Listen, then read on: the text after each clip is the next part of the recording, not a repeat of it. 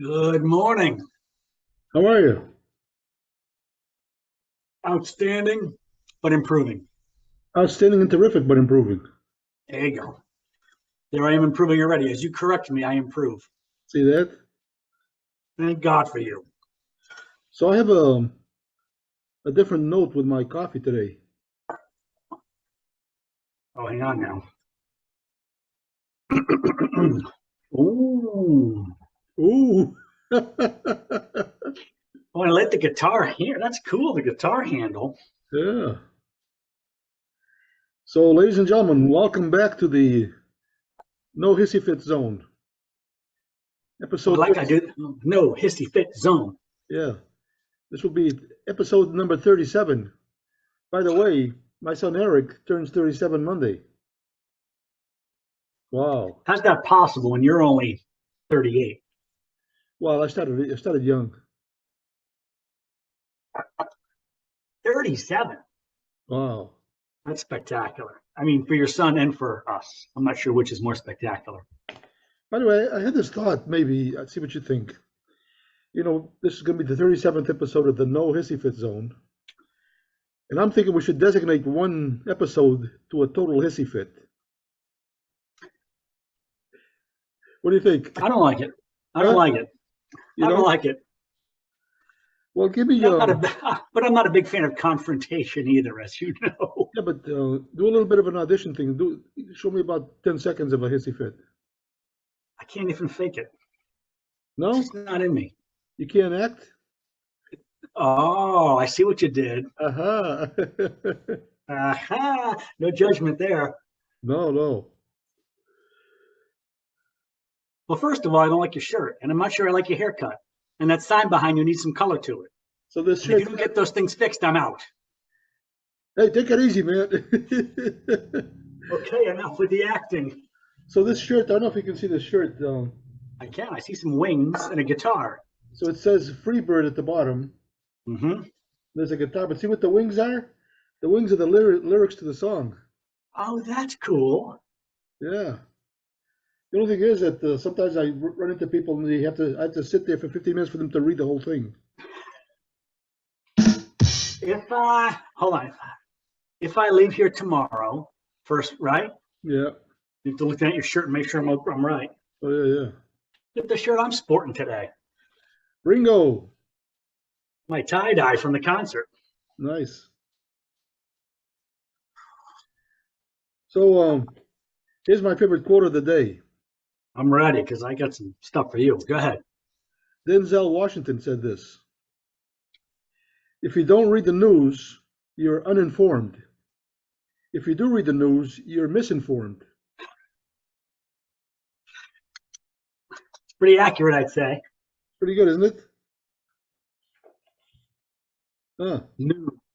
You know what's funny? I remember learning this. News is like we just throw the word around and we all know what it means. But if you stop and think like words mean things, the word news is plural for new. And it was what's new. And that became the news. Uh-huh. But I've always wondered, like, who decides what news is for the hundreds of millions of us to consume? Like, they decide that. Yeah, And ironically, as you know this story, years and years ago, there was I think it was a tabloid, I think it was a newspaper that was designed to have nothing but positive, good news. And it didn't survive because nobody was interested, which is interesting, I'd say. Aha. So my son Josh, who just turned 40. I didn't know that. You did mention that the soon-to-be 37-year-old has an older brother. Jeepers. Yeah. You So did start young. when he was a kid, I don't know what age, but he had this thing he used to tell us all the time. He used to tell Terry and I, when I grow up, I'm going to start a newspaper that only has positive stuff on it. Huh? Huh? I like the mindset. I like the mindset to that. I was a little late on that. I had a friend of mine this week tell me something that was interesting. He goes, history was written by the winners. I'm like, oh, I guess that's interesting, right? Oh, fascinating. this comes up a lot with my friends and conversations about, I don't, how do you choose to believe? I mean, in terms of like news media, I believe that everyone's got their own slant to that, and they're telling you what they want you to hear and believe, and that goes for all of them. So I saw something of like a drawing of a cave, right? You know how in the old days in the cave they would draw on the walls and stuff. Yeah, yeah. So this is a cave, and the drawings on the wall were, the guys with a bow, shooting at an Yep. animal, right? Bow and arrows, hunters. Yeah, and it said, never ever ever seen anybody in one of those caves shooting at vegetables. There you go. But isn't that a whole fascinating thing about, I mean, our culture is consumed with health and wellness, which is a wonderful thing, and people do their research, and you hear all of it out there, what to eat and what not to eat, and how to eat, and why to eat this. And So my friend Tom Toscano and I went for 3 months. We went vegan. how'd that go? Well, it was a big missed steak. So that's funny. I was at a convention last week in Hartford Yeah. for the full-time job, and this company, what a class act. I mean, it was just class act from start to finish. And it was a Thursday night registration, all day Friday, all day Saturday. So Saturday lunch was at the home office. There's 1,000 people there. So at the home office, at the break for lunch, you walked outside in the parking lot where all these food trucks set up, and of course everything's free.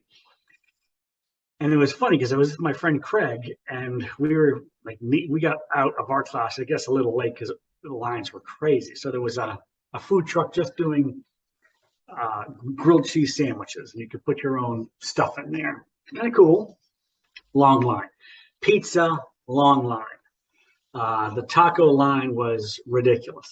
And he goes, let's get in that short line right there. And it was the vegan truck. And I had I think they called it Beyond Burger. So I had a burger, and he had a buffalo chicken sandwich. And we both thought they were really good. And then we got really smart because this was right. And they said up at building 1, this is a big campus, 9 buildings. He says up at building 1, there's more food trucks. I'm like, well, it's got to be empty. So we hopped in his car and drove, a third of a mile up the hill to the next parking lot. And here was a brick oven pizza food truck, chicken wing food truck, and a barbecue food truck. No lines. Wow. So you made the right choice. But we started with a Beyond Burger, and I've had some of that stuff, and I've always thought it's pretty good. Huh. So my son Josh, when he was in high school, he had a bunch of friends that were vegans. Yeah. And he was like a total meat eater. I mean, so they challenged him one time. They said, "You probably couldn't even go a week without eating meat." He said, "Yeah, I could." So he should have said, "Why would I want to do that?" No, so he comes home and says, "Mom, Dad, I'm gonna go vegan. I don't want any meat at all, from now on." So we laughed at him because Terry says, "Josh, to be a vegetarian, you have to like vegetables, and you don't." You don't have to like them; you just have to eat them. So he did it anyway, right? And then years go by, and he was working for a company called Maritsu that does those 1-hour photo machines at the Eckerd's in Walgreens or something. Oh yeah. So he was installing one of those units or whatever, starving, and he was going home. He saw Kentucky Fried Chicken. So he called me, "Dad, I was so freaking hungry, and I saw Kentucky Fried Chicken, and I went there and I got some fried chicken. That freaking stuff is unbelievable." He was all excited though. It was like because he was offered for a week, so we learned to re-savor the beauty of it after 1 week. Funny, huh? My friend Joe, Joe, he moved out to Los Angeles a long time ago, decades and decades. But I remember him telling me he's a vegetarian. Oh, he doesn't eat meat. So I don't know I think he calls himself an octo because I know he eats a lot of seafood. But years ago, he would tell me he would go through the drive-in at Burger King and get a Whopper, no patty. And so it was like a vegetable sandwich. Right, yeah. And apparently it was a big thing out there. I don't know. I thought that was kind of creative. And I wouldn't mind being in the car behind him saying, I'll take a Whopper, extra patty, throw his on mine. I want to tell you. And we invented the Big Mac, just like that. 2 all beef patties, special sauces, cheese, pickles, onions, and sesame seed bun. 2 all no beef patties. Hmm? 2 all no beef patties. Oh, yeah. Depending on.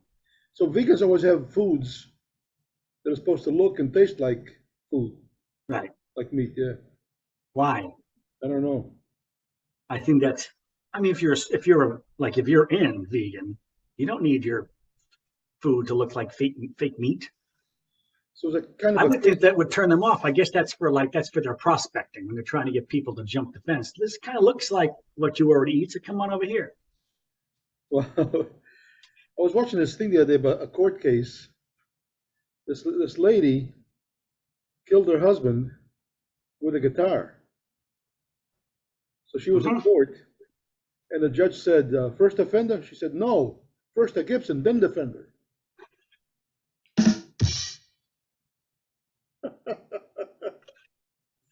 Wow. That reminds me of the story about the golfer who killed his wife, and so the police show up and they said, "What'd you do?" And he says, "I hit her with my golf club." And he looks at her and she's bludgeoned, and he's like, "Oh my God, you must have hit her 10 or 12 times." He said, "Put me down for a 5." Wow. The golfers will chuckle at that. The rest will get complaints. People will say that's a little off color, which it is. I mean, no question. But a few hundred complaints from our viewership is worth the 10 or 12,000 golfers who got a chuckle out of that one. They're probably telling the golf course today. I used to tell the stupid joke that was golfer was, he sliced the ball, so it went over to it. And there was like a little shed there or something with maybe lawnmower or something, I don't know what it was, but he was all upset because the thing was in the shed, and how was he supposed to, hit the ball out of there? So his partner said, "Listen, it's no big deal. See, it has a door on this side, sliding door on the other side. So he opens the sliding door, says you can see the flag up there. You can just." So he says, "Oh, I'm not going to do that, man." His partner says, "Last time I tried that, the ball ricocheted inside out and hit my wife and knocked her out. I'm not going to do that again."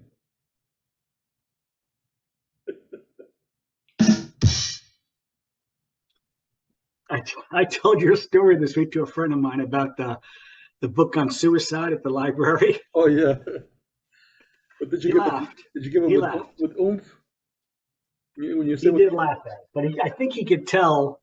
I don't know how well I delivered it, right. But I think he could tell where it was going by the time I got to the punchline. And I didn't have your facial expression or your eyes to say, "I know you're not going to return it." Yeah, when I say it, I even throw the F word in there. That the old librarian said that. I can't let you take this book up because I know you're not gonna. Oh, bring it back. Jason, return it. We'll just use Jason as a curse word. That'd be awesome. Wow, that's funny. I was thinking of I was working with a joke yesterday that I was going to put into one of my presentations. I love using humor when I present, but I'm not a joke teller unless it's an opening joke, which is also very dangerous to do in a speaking presentation. But my next presentation coming up is on October 20th. I am speaking to a group of people, and I've been asked to put together a whole thing on grief. Grief. And the request came because this person said, this organization of ours that you're going to be speaking in front of, a lot of these people were requesting this because they've lost a lot of friends and family through COVID, and they're really kind of stuck. And of course, I'll say yes and say I'll figure that out, but I'm like, grief. So might not be a lot of humor in that one. Wow. Or maybe they need some humor. So I'm doing a lot of work and research and talking to people who are, I guess I call them experts on grief, but I'm putting it together. It'll be interesting, but I had some joke run through my head yesterday. I thought I could work into a presentation, probably not the grief one, but I found myself chuckling. Or I'm like, well, that's a good sign. So this will be funny, but I don't remember what it was, so I can't share it here. It might be on episode 38, but it won't be on 37. So I told you about that time I went to a wake, and Probably. so anyway, this guy walked in. Everybody could tell that he was drunk. Right? I mean, he was like, so he walks over to the casket, but he went right past it and went over and kneeled down in front of the piano. So he's over there for a while and stuff, and then he comes over to see the film. He goes, you know, he looks good. He got a couple of black teeth here and there, but he looks good. Ah,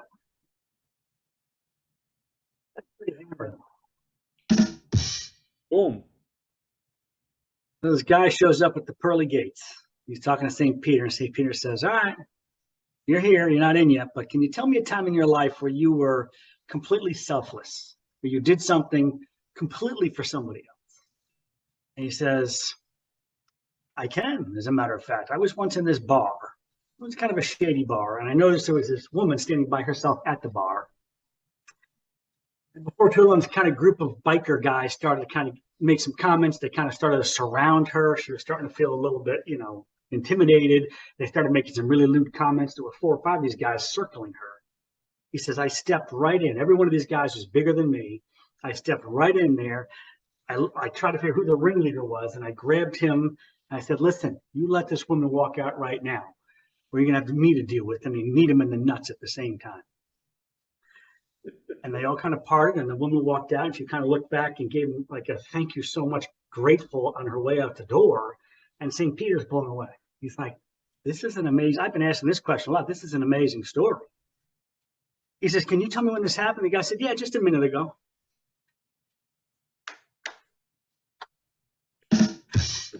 Nice. Ah. Oh, chuckle, chuckle. The opener that I talk about is when you say, the first time I spoke in public like this, I was so nervous. You know that one? No? I was so nervous because people have fear of speaking in public. Mm-hmm. He said, so I rehearsed everything I was going to say. I rehearsed how I was going to say it, with my voice inflection and everything. How when I say something that was important, I'd stall for a couple of seconds for it to sink in. So I had this all rehearsed. Then when I started speaking, within a short period of time, some people started getting up and walking out, and a few others walked out. And the next thing you know, most of the people are out. There's like a couple of guys left. And one guy kept looking at his watch and going, like he was all frustrated. So he said to him, listen, sir, I know you're trying to be polite. Everybody else has left. I know you've noticed that. Why are you still here? And the guy says, because I'm the next speaker. I've tried to cut all my presentations back in time. I used to be very long-winded. It was a problem. I had a guy get up and leave one of my meetings once. I said, excuse me, sir, where are you going? He said, I got to go get a haircut. I said, couldn't you have done that before the meeting? He said, I didn't need one then. Wow. So at this conference in Connecticut, we had a keynote speaker on Friday morning, who I always look forward to and everybody I'm with knows I have a speaking business outside of this full-time job thing. And so I love keynote speakers because I kind of study it, so I try to believe that I'm a better speaker just by watching somebody else. And just the physicality was interesting. This guy walked out, he got introduced, and probably because everybody else coming out that morning is inside the corporate thing, and they don't know how to speak in front of people. So they always say, like, how's everybody doing? And there's 1,000 people. It's always like, well, okay, it just falls flat. This guy walks out, and he's kind of walking back and forth, and it was 5 or 6 seconds, which is a long time, before he said his first word. And he jumped right in, not like, how you doing? He started with something like he started, and I'm like, oh, I like that little pause there. And then at one point, he was casual, had a pair of jeans on and an untucked, button down, untucked shirt, like that new look. I love that. At one point, he came and he sat down on the stage and dangled his feet over the front of the stage, like very casual feel. And I was taking a bunch of notes, and as I'm taking notes on what he's saying, I'm coming up with ideas about what I could use and how I could take that piece and combine that with something I've already got. And so I liked it. And he was the last speaker. There was a lunch break. There was a short afternoon session. We were done at 3:30, and we were staying the group I was with, I don't know, 40 of us or so. We were staying at a hotel that was probably 15 minutes away. So we jumped on shuttle buses and went down. But we got about a 2.5 hour break before going back for the dinner awards banquet. And there was a group of us sitting out in the back patio area of this, fire pits and stuff at this hotel. And somebody brought up the speaker. And like, what everybody think? And nobody liked this guy. They're like, out of 5, I'd give him a 1.5. I'd give him a 2. Nobody over 2, maybe 2.5. Yeah. And one guy was trying to be, the GM was trying to be like, inclusive. He's like, 3. And I'm like looking around going, wow. And like, what are you going to give him? I said, I'm kind of closer to a 4. And they looked at me like I had 3 heads. And I thought it was interesting that I'm the guy kind of studying this guy from doing what he does and getting a lot out of it. Yeah. But from as I talked, there was 10 of us, as I talked to this group, the masses, if you will, they kind of said, I didn't quite, it took them a while to get to his point. I didn't kind of get, he was kind of almost talking over their heads. He didn't have their attention. And someone said something about laughing or, or humor. And I said, so if you had laughed more, you would have enjoyed it more. And they were like, absolutely. And I'm like, I learned a lot from right there. Like, I love to kind of get deep and I talk about the brain and I try to make it interactive a little bit and very engaging. But I'm thinking I got to start to add some humor into this thing. Have people having fun, not just engaged, but having fun, engaged fun. And so it was quite the education for me. And now you got to go talk about grief. Actually, a lot of the speakers that I've enjoyed over the years, and inserted a little bit of humor there, here and there. And I feel like I do. I like to insert humor, not joke telling, but humor. I just came away from that time thinking I need to do more of it. Remember that thing about if you use somebody else's quote, you know how that goes, right? I love it. I love it. You gonna tell us?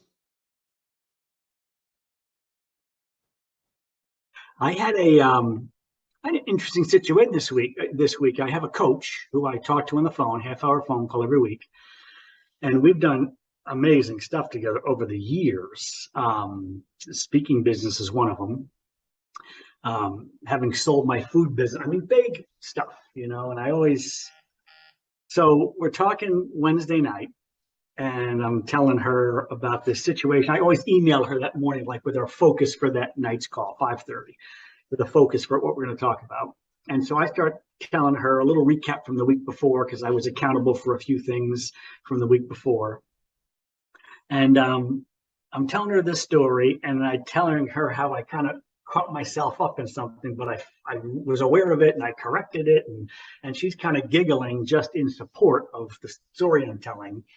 And she's saying to herself, like, that's my line. That's what I'm supposed to, that's what I tell you, right?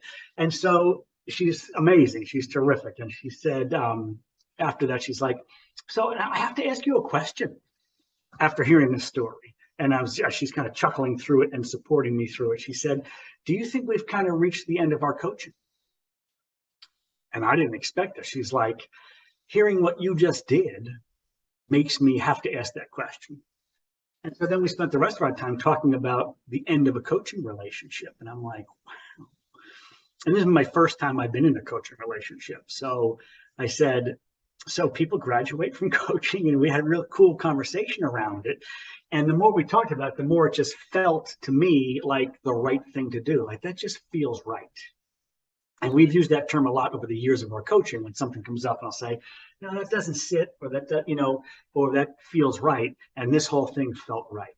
And I'm like, well, wow. She probably figured out that there's not much more she can help you because you're doing so well that. Well, and she was asking if that was my perception.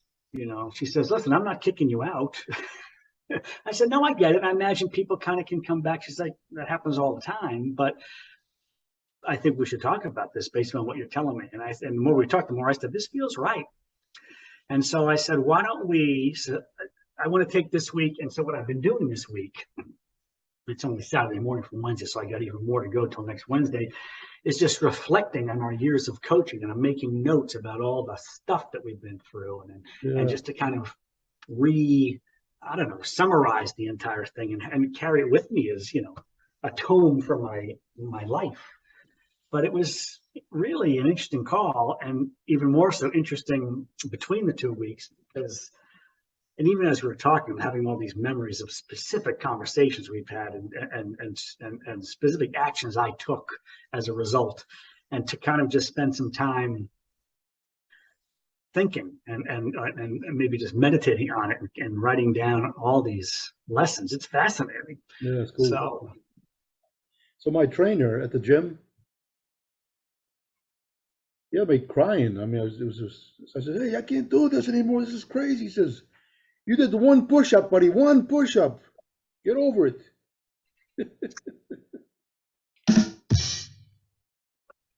oh my goodness, that's funny. Wow.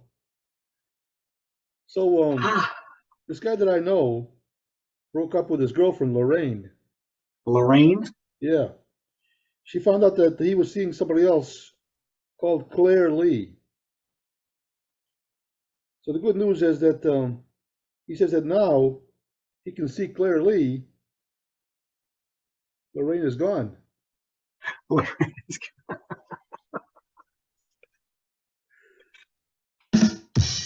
You know that song? The guy walks into the psychiatrist's office wrapped in nothing but saran wrap.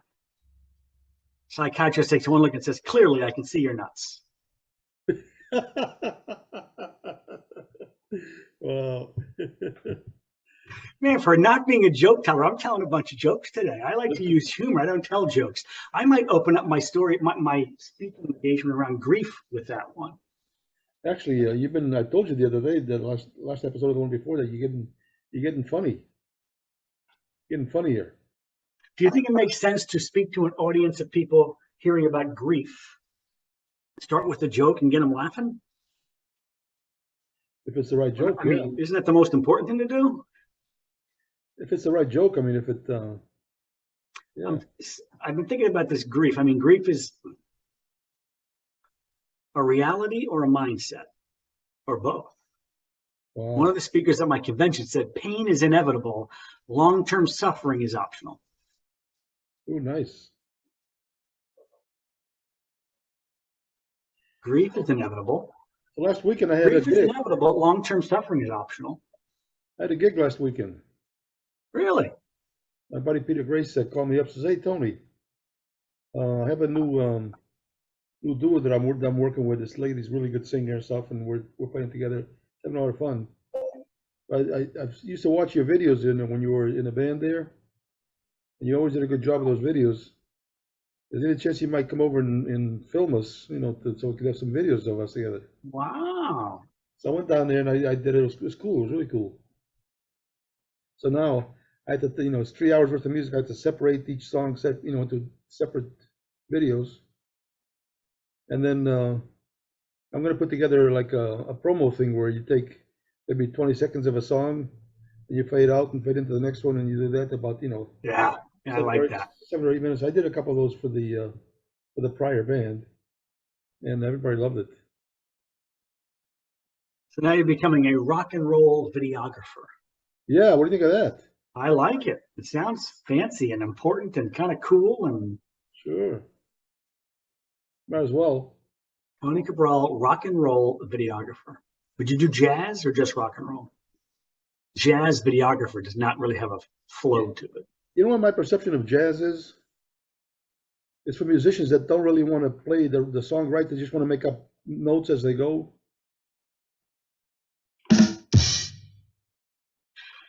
Oh boy. I know we talked about this before, Michael. That thing with Hometown Sessions with Sully Erna. Oh yeah. The one with Nuno. Oh, so this was the Nuno interview. I listened to it, but you watched it, right? You should watch it, man. It's freaking awesome. I would love to watch it. You know what? Lynn would watch it with me. You know why? Nuno's in it. Women love this guy. Oh wow. They love his look.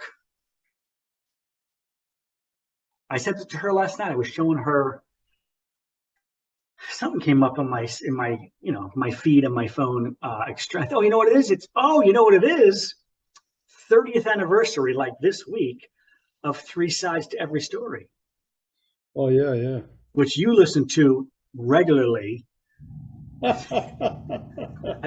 you still? Is it state right? Same situation? It's still stuck in there, but now it won't play. Oh, now it won't even play? That's too bad. So this album is an absolute masterpiece. It is nice. Oh yeah. I mean, it's ridiculous. It's a masterpiece. But there was a picture of them, with this news feed, and you could take your phone and you can make the picture bigger. This whole thing. And so she zeroes right in on Nuno and brings him right up, and I'm like, oh, she's like, oh my God, he's beautiful. So Besides that, he can play guitar. oh, you can play the guitar. But one of his things is he has those Washburn signature series guitars. He has a new one. M4, right? Yeah. He has a new one. The Nelly. What is it? The Nelly. You know how That's the name of the guitar? Yeah, because it looks like a Telecaster, but they can't call it a Telly, so they call it a Nelly. Nelly. Nuno's Telly. Nelly. Really? He does a thing where he's playing. I forget who he's with. Some kind of interview, and he was playing. That I think it's called Midnight Express that he does on acoustic. Acoustic song? Yeah, he does a thing with the acoustic. I think it's called Midnight Express or something. So his solos, yeah. Yeah, so he's trying to do that on the Nelly. He says, I've never done this on an electric guitar, so I'm going to try it. He says, I always do it on the acoustic. And he did a great job with it. It was awesome. That guitar is pretty cool. One of the many, many, many things that blew me away around him and or the band, when I was first kind of just listening, I wasn't a fan of theirs back when they were recording those. It was later on I found it. And it was one of those, Midnight Express or Flight of the Bumblebee, I forget which one, but one of those guitar solos. It was the one that had the click track to it.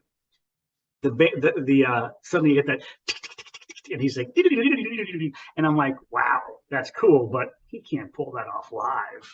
This is my own negative crap, like this is done in the studio. You can make anything sound like anything. I'm sure he's not doing that live.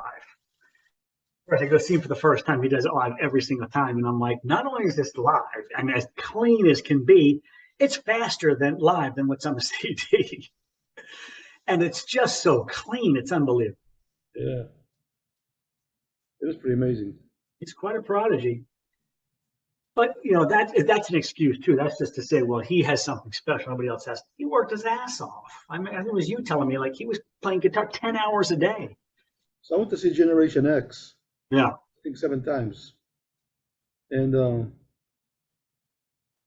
the first one, because, he'd never done anything like that with like all these guitar virtuosos.